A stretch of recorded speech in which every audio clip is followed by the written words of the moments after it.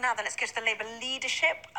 Yes, this would have been kind of big news, wouldn't it? And it's just not really that big news. I mean, maybe because of the scale of the majority, it's less interesting than it otherwise would be. But we now know we're several years away from an election. It's not like somebody's imminently going to become Prime Minister. But this is significant for Labour because if, as I believe, it is perfectly possible to turn around that scale of defeat in 5 years, if things go a certain direction, then who they have leading is a relevant question. And the question is, so it's 4 women and a man. Keir Starmer, who is the favourite, and he's probably seen as the most moderate figure, maybe with Jess.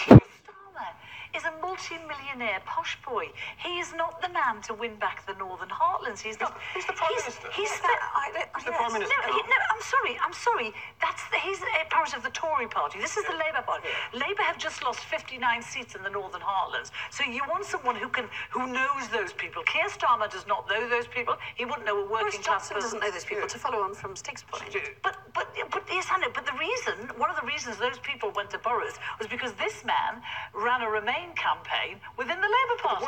So they deserted it because of him. That's a separate point about poshness. That's about Remain or... And also, this is the guy... Yeah, but he's trying to flog his working class... his working class background, as he says now, by saying that his father was a factory worker. No, his dad owned the factory.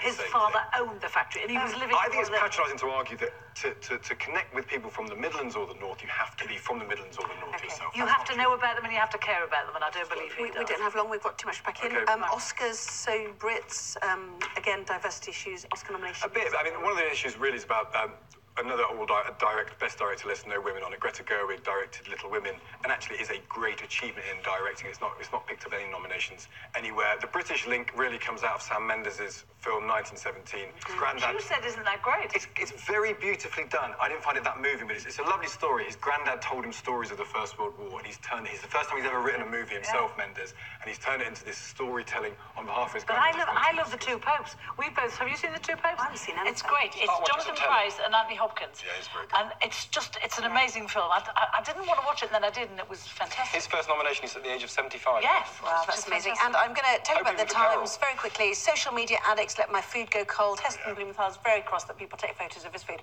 So stop. If you're happy to go to the restaurant, we'll do that in the next. Do that at 11:30. We'll see you then. To the weather now. Blustery.